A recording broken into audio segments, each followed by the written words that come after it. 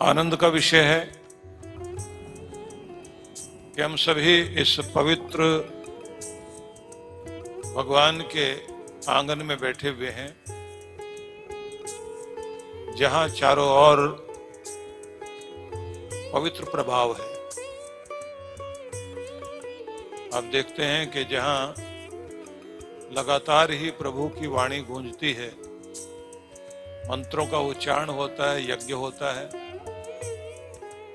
और अनेक भक्तों के द्वारा जहां आराधना 25-30 वर्षों से लगातार जहां पर हो रही है। और इस समय तो हम लोग सभी पशुपतिनाथ भगवान के दरबार में बैठे हुए हैं और इधर 12 ज्योतिर्लिंगों का ओम पर्वत की गुफाओं के अंदर स्वरूप विराजमान है। और लक्ष्मी माता का जो घर माना जाता है या निवास स्थान माना जाता है वो है श्री यंत्र। तो श्री मंदिर भी अंदर बना हुआ है। तो ऐसे पवित्र दिन में, पवित्र स्थान में, पवित्र वातावरण में आप लोग आकर बैठे हैं, तो उस समय जितनी पवित्रता अपने मन में रखकर आप भगवान से जुड़ेंगे और अधिक कृपा आपको प्राप्त होगी। ये याद रखें, जब तक आप कोई मन में वातावरण नहीं बनाते तो बाहर का प्रभाव आप तक आ भी रहा हो तो अंदर काम नहीं करता। मतलब कोई व्यक्ति आंतरिक रूप से दुखी हो और उसे फूलों के बीच बैठाया जाए और वो अंदर ही अंदर घुट रहा हो तो उसे बाहर के फूल कोई प्रभाव नहीं छोड़ेंगे।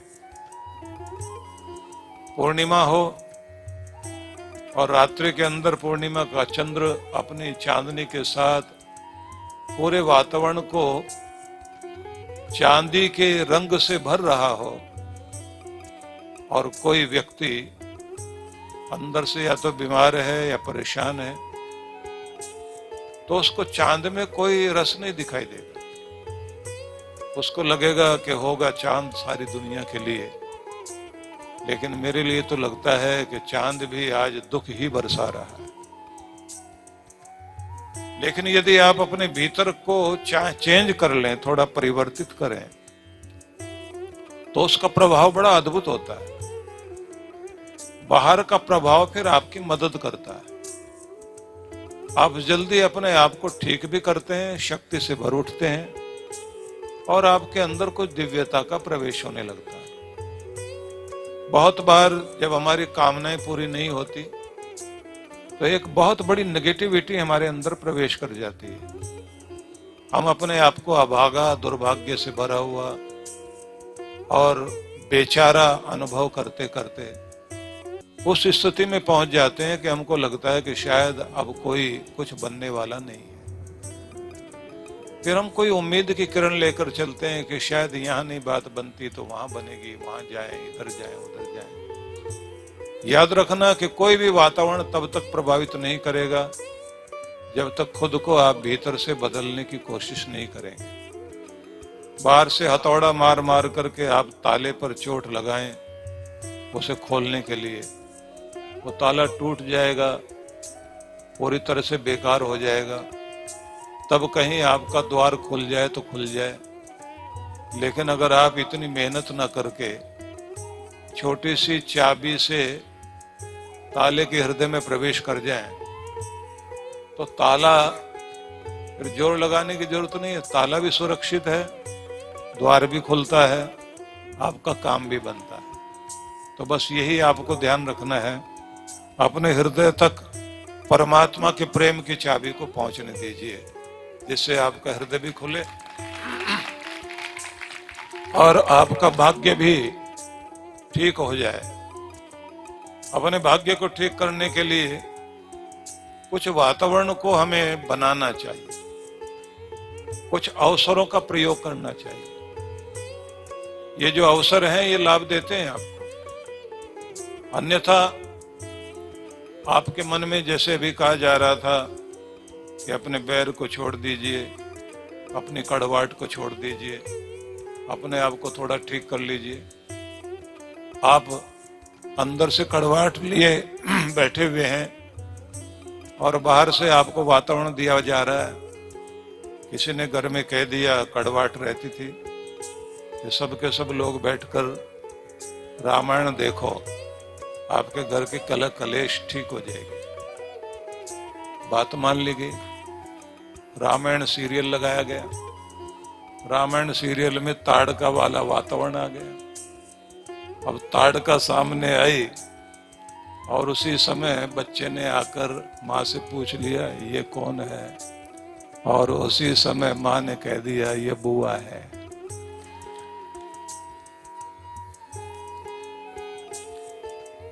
क्योंकि वो मन मन में रोज ही कहती थी, ये बुआ है। कुछ लोग बुआ का नाम जो है हिडम्बा रख लेते हैं। आ गई हिडम्बा, घर का सत्यानाश करेगी। आई है तो काम खराब करेगी। अब बच्चा है, वो ताड़का तो भी गई नहीं, क्योंकि वो तो बहुत जोर जोर से दांत खोलकर और अपना पार्ट प्ले कर रही थी, क्योंकि रामायण सीरियल चल रहा था। बच्चा फिर चला गया पिता के पास, ये कौन है? वो बोले, मासी है, मासी।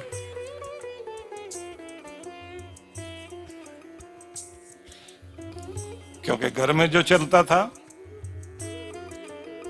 रामायण से प्रभाव तो नहीं पड़ा। और उसके बाद बच्चा इधर से उधर डमरू की तरह जा रहा है। ये ताड़का बुआ है या मासी है? अब दोनों में से, पति पत्नी में से एक ने फटाफट रिमोट कंट्रोल लिया, स्विच किया बंद, महाभारत शुरू। जो अंदर था आ गया बाहर, झगड़े शुरू हो गए। और उसके बाद समझाने आ गए लोग। आज फिर झगड़ पड़े तुम लोग, रोज रोज का यही कलह कलेश। तुम्हें कहा था रामायण देखा करो, बोले इसी ने तो गड़बड़ की है। रामायण से तो काम खराब हुआ। अब रामायण तो काम नहीं खराब करती, आपके अंदर जो कुछ है ना उससे खराब होता है ना। लोग समझा रहे हैं कि तुम्हें अमृत भी दिया जाए, उसमें से भी जहर ढूंढ लेते हो। तुम्हारे लिए भगवान भी सामने आकर कुछ बोलने लग जाए तो भगवान ने जो इशारा किया था तो वो कहते हैं ये इसकी आंख की तरफ किया था और इसकी आंख टेढ़ी है। तो कुछ भी करके आप झगड़े में निकाल लो।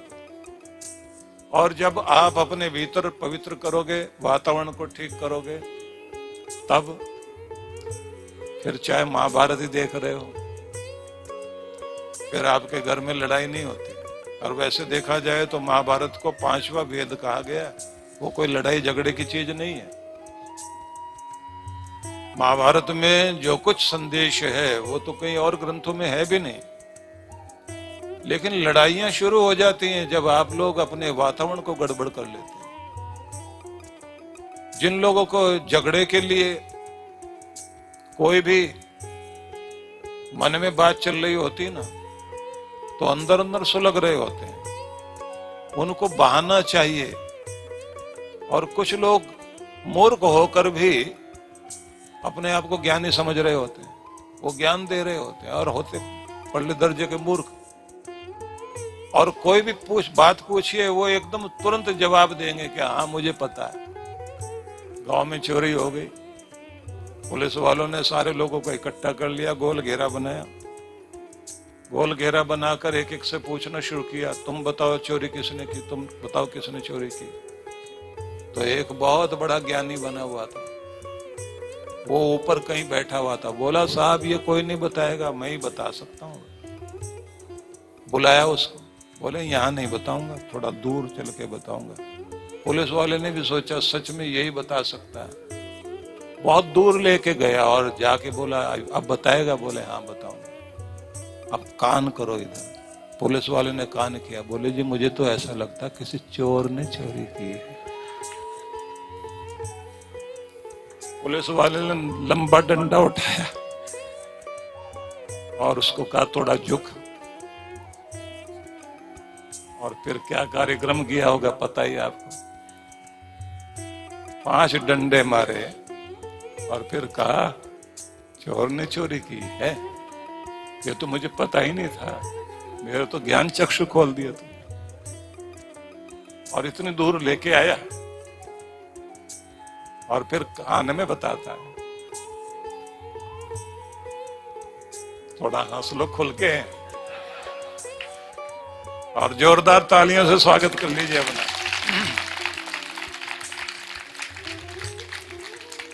तो जब तक आप अपनी मूर्खता निकालेंगे नहीं, नेगेटिविटी दूर नहीं करेंगे, और जब तक आप ये नहीं समझेंगे कि सब कुछ मुझे मालूम नहीं है, मुझे हर पल कुछ सीखना चाहिए, जानना चाहिए, अपने को बदलना चाहिए। क्यों बदलूं? इसलिए बदलूं कि मेरा भाग्य बदले, मेरी जिंदगी बदले।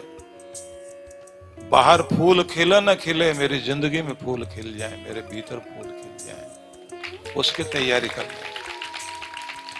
तो क्या करना होगा? तो जल्दी जल्दी मैं कुछ चीजें बताऊंगा आपको और उनको आप ध्यान देंगे, क्योंकि ये तो मैंने अभी आपको इसलिए सुनाया, थोड़े थोड़े आप आलस्य में बैठे हुए थे ना, थोड़ा तरोताजा करना होता है आप लोग, तो उसके बाद ही मैं अपना कुछ रंग भरने की कोशिश करूंगा, जिससे आप लोगों के अंदर थोड़ा परिवर्तन आए। तो सबसे पहले तो एक बात ध्यान रख लीजिए कि भगवान ने आज आपको जहां बुलाया है और जितने प्रेम से आप आए हैं, तो ऊपर से छींटे मार के आशीर्वाद तो पहले दे दिया आपको।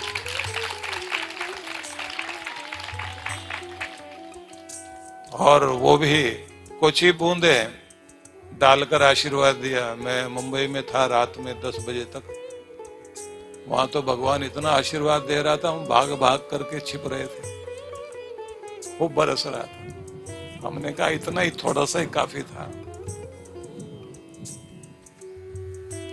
लेकिन परमात्मा बरसे, कृपा करे और हम अपने पात्र को सीधा रखें, तो निश्चित रूप से बात बनती है। नहीं तो दुर्योधन के सामने कृष्ण भगवान खड़े रहे, उसके हृदय में और प्राणों में कोई प्यार था नहीं, तो कोई फर्क नहीं पड़ा। आपके हृदय में अगर निश्चित रूप से प्रेम है तो थोड़ा सा भी प्रभाव काम करेगा, और अगर प्रेम नहीं है तो फिर आपके सामने भगवान भी खड़ा हुआ हो। राम जी भी रावण के सामने खड़े थे, राम के नाम से पूरी दुनिया का कल्याण होता है, लेकिन रावण तो नहीं बदला ना, कंस पर कोई प्रभाव नहीं पड़ा। कृष्ण और कंस आमने सामने हैं, लेकिन बिल्कुल नहीं बदला। कारण क्योंकि उसके अंदर जो नेगेटिविटी है, नकारात्मकता है, वो गड़बड़ करती है। हाँ, ये बात जरूर है कि राम जी को भी उससे लड़ना पड़ा, ऐसे बटन दबा के ठीक नहीं कर दी। तो अपने अधिकारों के लिए तो लड़ना पड़ेगा आपको। ऐसा भी नहीं है कि आप ये हाथ जोड़ के बैठ जाए कि अब कुछ करने की जरूरत नहीं, अपने आप हम तो शांति में, तो सारी चीजें ठीक हो जाएंगी। इसलिए युद्ध होते हैं, इसलिए संघर्ष होते हैं, इसलिए व्यक्ति को फाइट करना पड़ता है। तो जब आपको फाइट करना पड़ता है, योद्धा बनकर आप जीतते हैं, बस वहां एक ही बात का ध्यान रखना है कि अधिकार के लिए लड़िए जरूर, धर्म युद्ध कर लीजिए, लेकिन अधर्म युद्ध नहीं। राक्षस मत बन जाना, इंसानियत से मत गिर जाना। इसलिए भारत के युद्धों में भी बड़ी विचित्रता थी। युद्ध के नियम बनाए गए कि सांझ हो जाएगी तो फिर लड़ाई नहीं लड़नी, सूरज छिप जाएगा तो फिर उसके बाद बाण नहीं चलेंगे, और सवेरे का समय जो है वो भी निर्धारित किया। फिर कहां तक आप वार कर सकते हैं, कहां नहीं कर सकते, बड़े नियम थे। और उस नियम का मतलब यह है कि जहां नियम है वहां धर्म है, जहां नियम और धर्म दोनों है वहां इंसानियत है। जहां आदमी ना नियम मानता, ना कानून मानता, ना धर्म मानता, ना लाज है, ना शर्म है, वहां आदमी के अंदर से धर्म निकल जाता है। और जब धर्म निकल जाता है तो आदमी राक्षस हो जाता है, और राक्षसों के द्वारा दुनिया में नरक ही पैदा होता है। इसलिए अगर आप लड़ना भी चाहें अधिकारों के लिए, धर्म के लिए, कर्तव्य के लिए, लड़िए जरूर, लेकिन राक्षस मत बन जाना। ये भी बात याद रखिए। लड़कर के आप अपनों के साथ लड़ोगे और आप सोचोगे आप जीत जाओगे, बाहर से अगर जीत भी गए अंदर से हार जाओगे, क्योंकि प्यार हार जाएगा। रिश्तों को तो आपको संभालना होता है, वहां तो आपको तप करना होता है। तो कुछ चीजें आप लोग ध्यान रख लीजिए। सबसे पहली बात आपसे ये कहना चाहूंगा कि आज का दिन आपके लिए कुछ संदेश देता है। संदेश देता है कि हमारा जीवन धर्म वाला हो। अब धर्म के चिन्ह बताए गए कि धर्म व्यक्ति के जीवन में किस रूप में होता है। पहला चिन्ह बताया गया धृति, धैर्य, हौसला, अपने आप को संभाले रखना। कैसी भी स्थिति परिस्थिति क्यों ना हो, डामाडोल मत हो। धृति, क्षमा, दमोस्तेयम, शौचमिंद्रिय निग्रह, धीर, विद्या, सत्यम, अक्रोधो, दशकम धर्म लक्षणम। 10 लक्षण माने गए।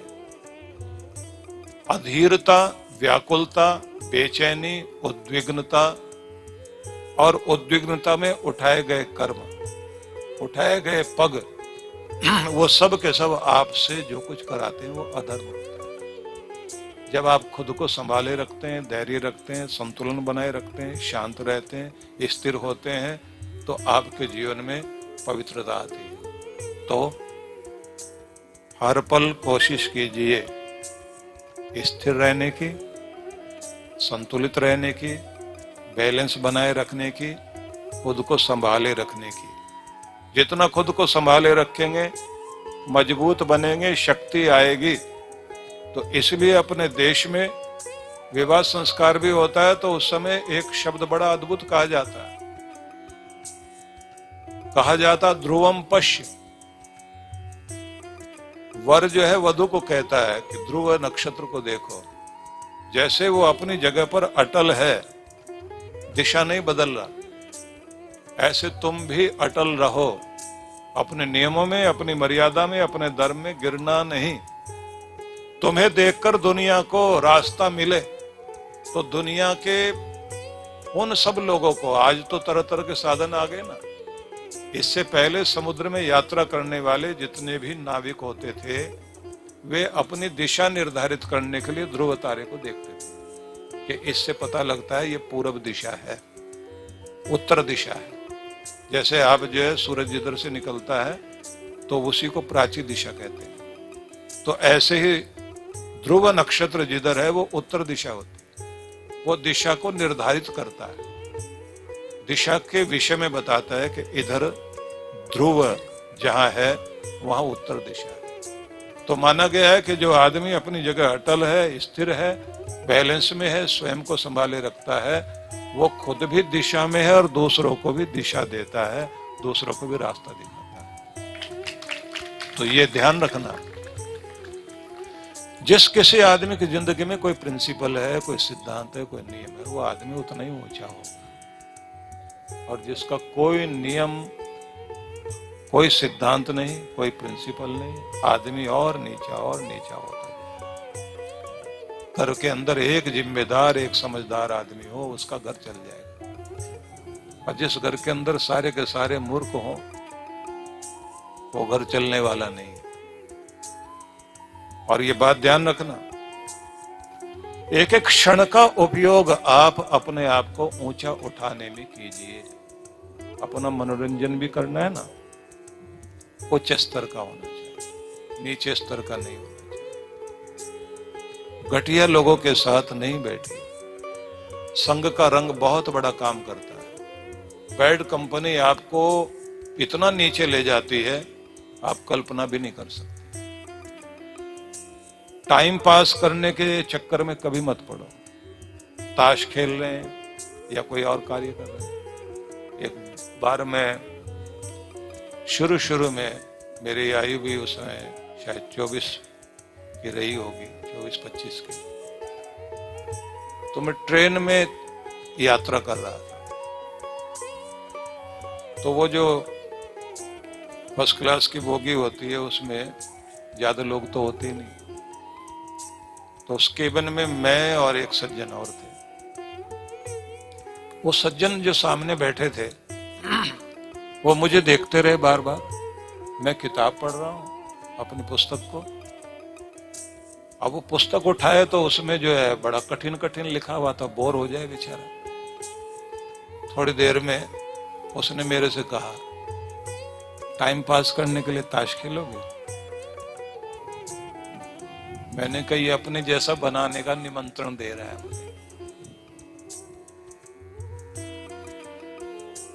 मैंने कहा बस ये मान कार्य आप ही कीजिए, मैं अपना जो कर रहा हूं उसमें मैं बहुत खुश हूं। आप ये जो कर रहे हैं ये क्या कर रहे हैं? मैंने कहा मैं इस समय दुनिया के अपने समय के जो सबसे महान महान लोग थे उनके विचारों से मिलने का और उनके साथ मीटिंग करने का काम कर रहा हूं। बोले वो कहाँ रहते? मैंने कहा इस किताब में रहते हैं। कैसे मिलते हो? मैंने कहा उन लोगों के विचार जो उस समय वो लोग दुनिया में थे वो कितने ऊंचे थे, वो कैसे सोचते थे, उनका मस्तिष्क कितना ऊंचा था, मेंटल लेवल कितना ऊंचा था, उससे मिलने का मौका मिल रहा है इस किताब के द्वारा। तो उसने मुझे तो थोड़ा कुछ अलग ही समझ लिया। बोला जी जी जी जी, ऐसे करता रहा। और उसके बाद उसने ताश लिया अपना, उसके 2 हिस्से किए और उसको कभी इधर से डाले कभी इधर से डाले।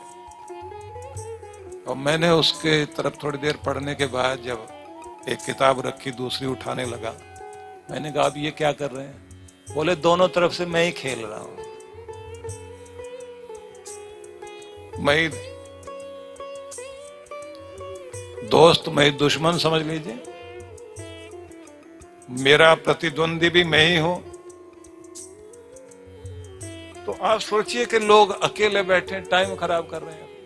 वही टाइम है ना सबके पास, राष्ट्रपति के पास भी है, रिक्शा वाले के पास भी है, किसी बड़े आदमी के पास भी वही टाइम है, एक मजदूर के पास भी वही टाइम है।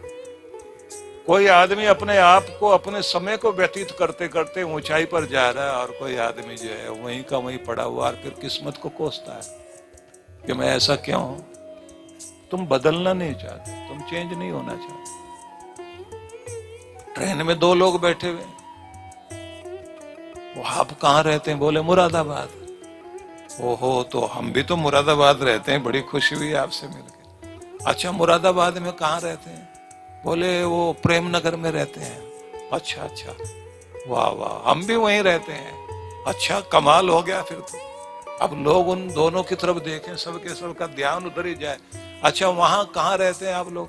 बोले 24 नंबर गली में। बोले कमाल हो गया, वो हम भी 24 नंबर में ही रहते हैं। अब लोग जो है वो उत्सुक हो गए, सबके सब उनकी तरफ देखें।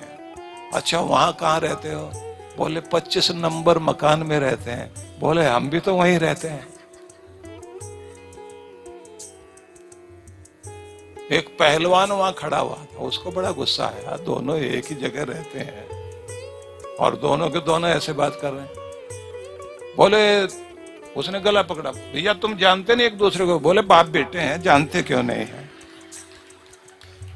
फिर ये क्या कर रहे थे? बोले टाइम पास कर रहे थे, मजा आ रहा था।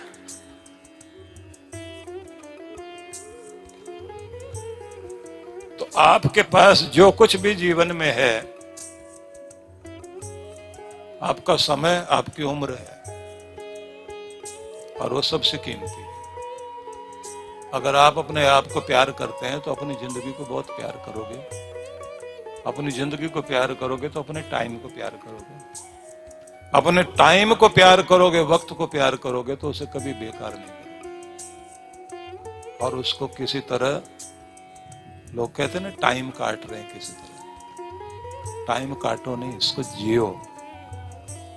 जीना है तो जिंदगी में धैर्य रखो। जब भी मुसीबत आएगी तो आपके धैर्य की परीक्षा होगी। किसी को धर्म कहा गया। कितना धैर्यशाली, कितना समझदार, कितना हिम्मत वाला, कितना हौसले वाला, कितना जिम्मेदार हो आप। आपका घर संभलेगा, आपकी जिंदगी संभलेगी। और अगर आप जिम्मेदार नहीं है तो आप कुछ भी नहीं। मैंने ठेका क्यों लिया है, तो ये मत सोचना। हर अच्छा आदमी ही ठेकेदार है, हर अच्छा आदमी ही जिम्मेदार है, हर अच्छा समझदार आदमी ही जीवन में आदर्श बनता है और उसी की सब नकल करते हैं। उसी के कारण दुनिया चलती है, उसी के कारण घर चलता है, उसी के कारण जिंदगी चलती है। खुद को खुद समझाइए। दूसरी बात है कि जहां जियोगे तो कुछ ना कुछ अच्छा बुरा होगा।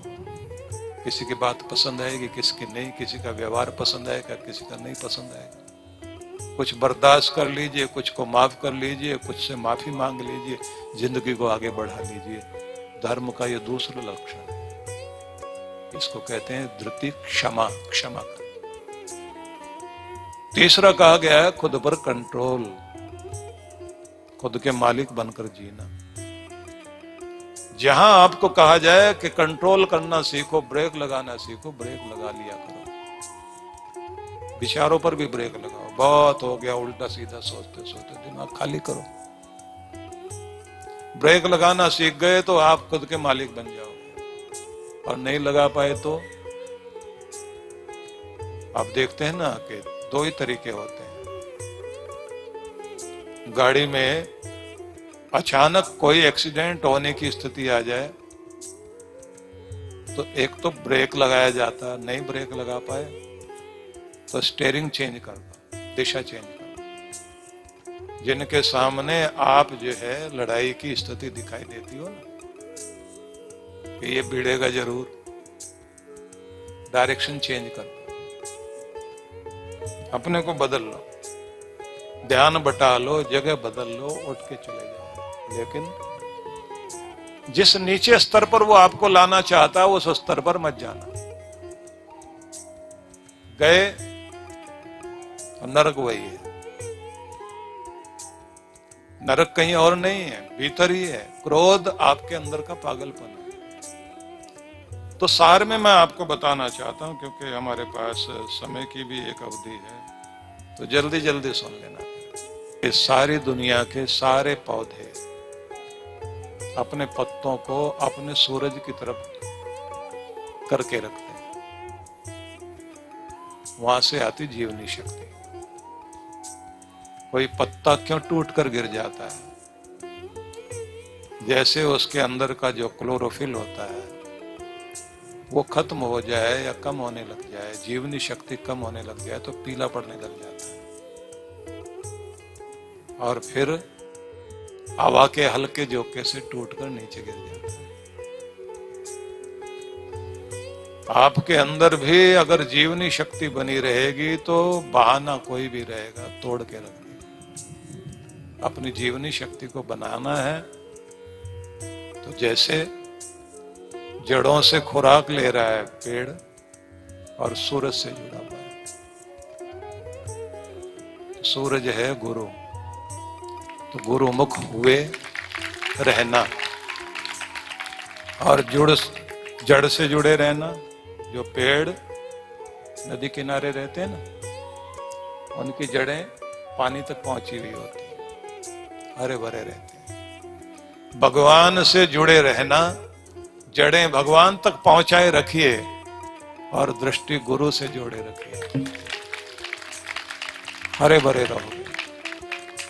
ठीक है, कुछ चीजें हैं जीवन में जो नहीं प्राप्त हुई, कोशिश करनी है, उनके लिए जूझना भी है, काम भी करना है, लेकिन जिंदा दिली के साथ। जिंदा हो तो जिंदा दिखाई दो, और दिखाई दोगे जिंदा दिली के साथ। आज से ज्यादा खुश रहिए, होठों पर मुस्कुराहट लाइए, हिम्मत लाइए, जड़ों को अपनी परमात्मा के जल तक जोड़ के रखिए और गुरुमुख बने रहो। गुरुमुख बने रहेंगे तो कल्याण होगा। गुरु नानक देव की जयंती का दिन भी है, तो दृष्टि वही, जैसे परमात्मा के गीत गाने में इतने आनंदित होते थे कि बारिश हो रही है और गीत गाते जा रहे हैं, माँ कहती है बेटा अब तो सो जाओ। अब वो कहते हैं पपिया गा रहा है, जब वो बंद करेगा मैं बंद करूं, जब प्रकृति गाना बंद करेगी तो मैं बंद करूं, जब बारिश अपनी तान छेड़ना बंद कर दे तो मैं भी बंद करूं। पूरी प्रकृति गा रही है, पूरी प्रकृति में महोत्सव है, तो मेरे हृदय में भी महोत्सव चल रहा है, उसी का गान बाहर निकल रहा है, गाकर खुश हो रहा हूं। गुरु नानक देव ने जिस तरह से आनंदित हुए थे, हम भी प्रकृति से जुड़े रहें, आनंद में रहें, खुश रहें, गुनगुनाते रहें। वक्त को गड़बड़ ढंग से बिताने की कोशिश मत करो और खुद पर नियंत्रण लगाओ। धृति, क्षमा, दमो, स्तेम, शोचम, इंद्रिय निग्रह, छल, कपट, बेईमानी, चोरी, ये सब आपके जीवन को उस जगह पहुंचा देगी जहां से आप खुद देखोगे कि आखिर कहां हो गए, कहां पहुंच गए। और आज दुनिया में ये बहुत बड़ी कमी है। लोग कहेंगे कि कोई भी किसी को चोर कह के थप्पड़ मार दे, पीटने वाले बहुत सारे खड़े हो जाते हैं, लाइन लगा के आ जाते हैं। झूठ में ही जो है ना, चोर चोर कह करके, जेब कतरा कह करके थप्पड़ मार दीजिए, आप तो पीट के चले जाएंगे, बहुत सारे लाइन लगा के आ जाएंगे, भाई साहब हमारा भी नंबर आने दो। और बात पता भी नहीं है कि वो है भी या नहीं। लेकिन अगर आप देखें खुद को, समाज के अंदर इतने सारे लोग हैं जिनके पास भगवान ने इतना कुछ दे रखा है, उसके बाद भी बेईमान है, उसके बाद भी चोरी करते हैं, उसके बाद भी भ्रष्टाचार करते हैं, उसके बाद भी उनके अंदर ईमानदारी नहीं है। रखेगा कहां, करेगा क्या? अरबों खरबों के मालिक होके फिर भी चोर।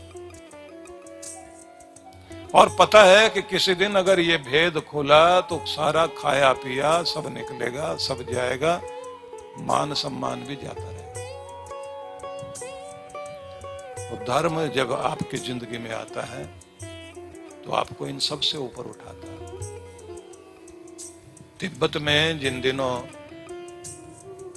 यहां के संदेशे लेकर के ज्ञानी लोग जाया करते थे, धर्म बोधि भिक्षु भारत का संदेश लेकर वहां गए, तो वहां के जितने भी लोग थे वो ये कहते थे रोशनी जहां से आती है वो भारत है। यहाँ के लोग आते हैं तो बहुत कुछ चेंज कर देते हैं।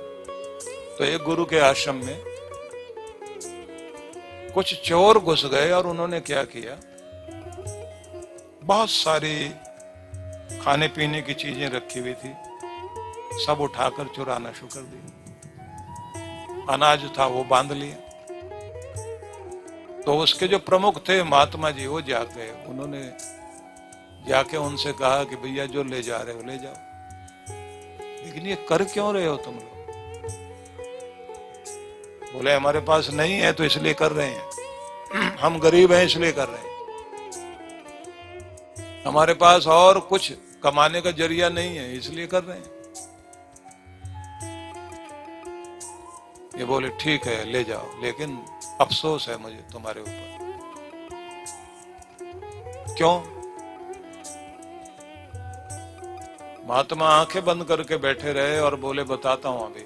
और ऐसे उंगलियां रख करके उन्होंने कहा 3 जन्मों से तुम इसी तरह के कर्म करते आ रहे हो और तुम्हारे 3 जन्मों से तुम्हारी गरीबी नहीं जा रही। तो मुझे तरस आ रहा है कि अब फिर तुम वो कर रहे हो कि तुम्हारे अगले जन्मों तक भी गरीबी जाए, गरीबी रह जाए तुम्हारे जीवन में। कभी तो बदलो। वो बोले हम तो बदल जाएं लेकिन हमें कोई खाने को दे। बोले यहां रहो, काम करो, खाने को भी मिलेगा। उनमें से एक बोला महाराज हमको तो लगता था ये आसान तरीका है, चुरा लो, छीन लो, हमको लगता है ये आसान तरीका है। महात्मा ने क्या कहा, बेटा जो आसान लगता है वही सबसे मुश्किल तरीका है, क्योंकि आसानियां जो लगती हैं और वो मुश्किलों में डाल दे और जन्मों की मुश्किलों में डाल दे, वो आसान रास्ता नहीं है। जो कठिन लगता हो और जिंदगी को आसान बना दे, बस वही आसान रास्ता है। तो क्या करें? बोले आसान रास्ता मैं बताता हूं, थोड़े दिन कठिनाइयों से जूझना सीखो, जिंदगी आसान बन जाएगी। और अगर जिंदगी को आसान बनाने के चक्कर में आसानी वाला रास्ता ढूंढोगे तो जीवन मुश्किलों में पड़ेगा। तो क्या करें?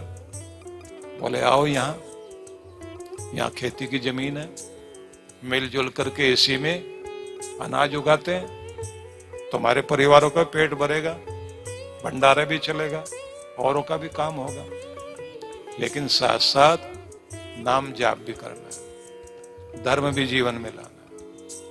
अब वो समय बीत गया, उनके जीवन के अंदर परिवर्तन आया, वो सब महात्मा बन गए, काम भी करते हैं, मजदूरी भी करते हैं, कमाते भी हैं, खिलाते भी हैं, और उसके बाद कहते हैं कि अब समझ में आया आसान रास्ता ये है, मुश्किलों से लड़ना सीख लिया, जिंदगी आसान। अगर अपने बच्चों की जिंदगी आसान करना है ना, तो मुश्किलों से जूझना सीखिए, जिंदगी आसान बने। तो मुझे कहीं ना कहीं तो रुकना ही होगा ना, क्योंकि ढाई होने वाले हैं। इसलिए कहूंगा, ये धर्म नगरी में जहां आप बैठे हैं, यहां से आप एक बहुत प्यारा संदेश लेके जाइए कि आज से जिंदगी को आसान बनाने के लिए, मुश्किलों से लड़ने के लिए हम तैयार हैं और संकल्प करते हैं। खुद को बदलेंगे, दुनिया बदलेगी, हम बदलेंगे, जग बदलेगा, हम बदलेंगे, हमारा घर बदलेगा, हम बदलेंगे, हमारा वातावरण बदलेगा, हम बदलेंगे, हमारा नरक स्वर्ग में बदल जाएगा। तो आज से परिवर्तन की यात्रा शुरू होनी चाहिए।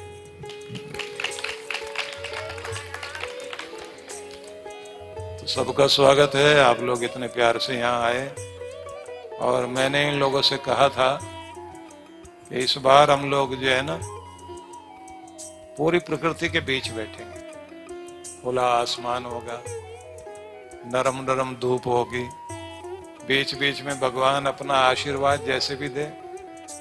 आज तो आप देखिए, अग्नि पवन सब अपना काम कर रहे हैं, तो यहां से आप अपना भोजन भंडारा तो करोगे, शिव जी के दरबार में जाना,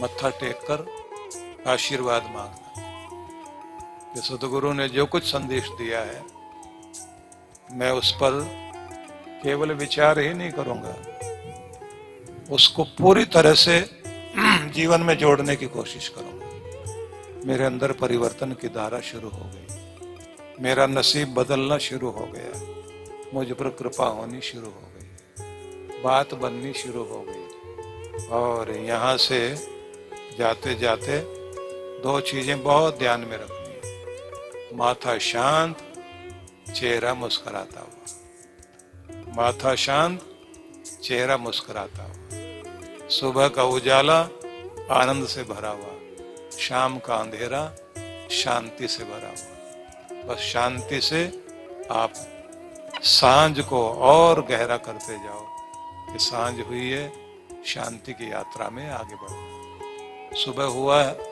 तो सवेरे के सूरज के साथ सारी कलियां खिल रही हैं, फूल मुस्कुरा रहे हैं, हंस रही है पूरी दुनिया, कायनात हंस रही है। तो मुझे भी ऐसे खिलना है, ऐसे खुश रहना है। तो मुंह लटका के नहीं, थोड़ा खुश हो जाओ। तो मैंने आपको कोशिश की ना कि थोड़ा थोड़ा आपको गुदगुदाऊं, तो मेरा तरीका तो यही है, तो आपको आनंदित करने का। तो यहाँ से आप पूरी तरह बदल कर और खुश होकर के जाएंगे। और अभी हम लोग फिर मिलेंगे अयोध्या में, ठीक है ना? तैयारी कर लीजिए सभी लोग, अयोध्या की भी। और सरयू के तट पर वहाँ आरती और हवन भी होना है। और सरयू और भगवान का जो मंदिर है उसके मध्य भाग में, मतलब नगर के बीच में, वहां एक स्थान में साधना का कार्यक्रम चलेगा। तो आप सब लोग तैयारी कर लीजिए, वहां पहुंचना है और आनंद लेना है, ठीक है।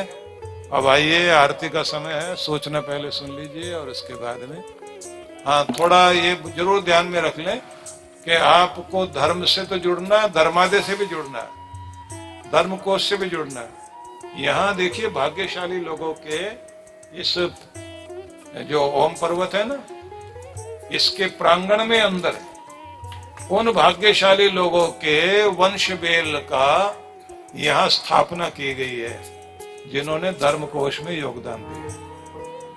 धर्मादा नहीं, धर्म कोश। धर्मादा कौन सी चीज है? जो आप अपनी कमाई का 2% भाग हर महीने धर्म में लगाते हैं, गुरु कार्यों में लगाते हैं, वो तो है धर्मादा। उससे क्या होता है?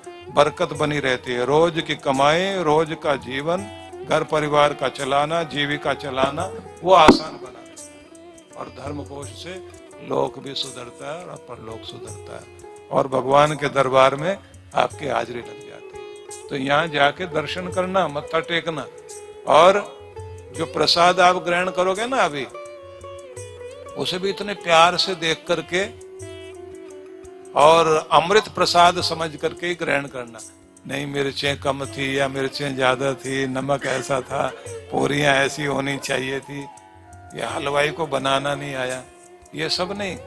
प्रसाद प्रसाद है, जैसा भी है प्यार से ग्रहण करो और यहाँ का वातावरण लेकर घर में जाएं।